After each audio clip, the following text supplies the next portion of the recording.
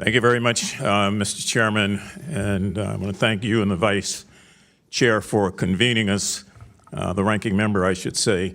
Madam Mayor, good to see you again. Good to see you. And you have a very tough job, and it goes without saying that the 800-pound gorilla in this room is a realization that you're fighting with one hand tied behind your back, and you're strapped in as a result of policies and rulings and law that prevent you in many instances from being the mayor that you want to be every day without being constrained.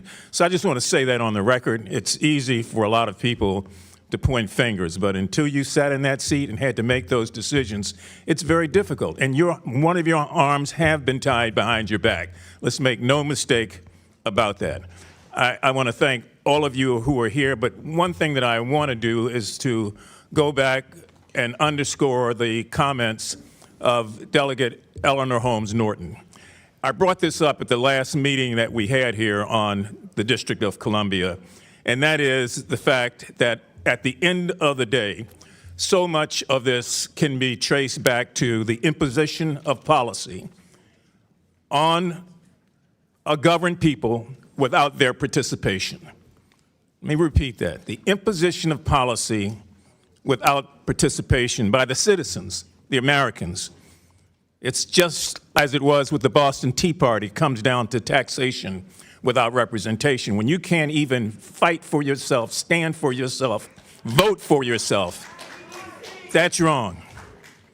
That's wrong. In 1973, let's get some of this on the record so that we have some perspective.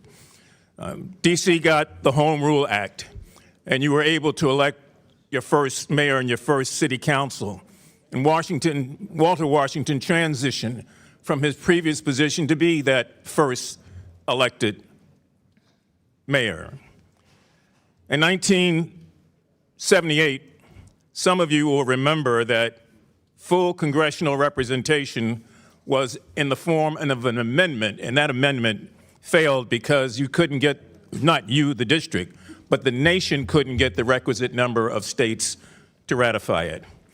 In 1982, voters here in the District of Columbia voted to approve a constitution for a new state. Some of you will recall that was called the New Columbia.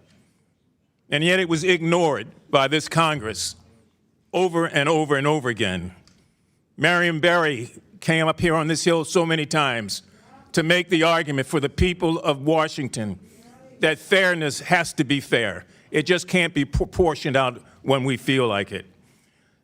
In 1990, Congressman Walter Fauntroy, myself, Marion, Jesse Jackson, and so many others put together freedom train rides from DC to New England, making a stop in each city along the way, making the case for statehood, and urging Americans up and down the coast to support it. In 1993, I was proud, along with your current delegate, to vote for the first DC statehood bill here in the Congress. And let me just point out one thing. Not one Republican voted for that bill. And that bill went down.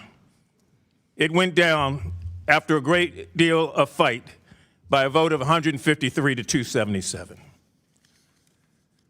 2016, DC voters voted to approve a statehood referendum. The people voted 86% to approve that. This Congress ignored it. In 2020, the 116th Congress, H.R. 51 became the next statehood bill. It was defeated. And the following year, in the 117th Congress, we came back with the same bill. It was defeated again without any votes or representation from the other side. So at some point in time, you have to ask yourself, if this is so partisan, what is the issue? Now, some people argue the issue is racial. I know I shouldn't say that, but I'm going to say it because people feel that way. They think that if this was any other population, majority population, that this would not be taking place. We all know that it's partisan, even though some people will say it's not partisan, because the district tends to vote Democratic. So let's not play games here. Let's be honest and true. And if we are true about making sure that Americans, no matter where they are, but especially here in this district have rights that others don't have. Stop treating the District of Columbia like a donor state. They donate their taxes, they donate their military officers, they donate their brain trust, and they give of themselves. And at some point in time, we as a body have to give back. Taxation without representation is as wrong today as it was when the Boston Tea Party exploded over the same issue. Thank you. Gentlemen's time's expired.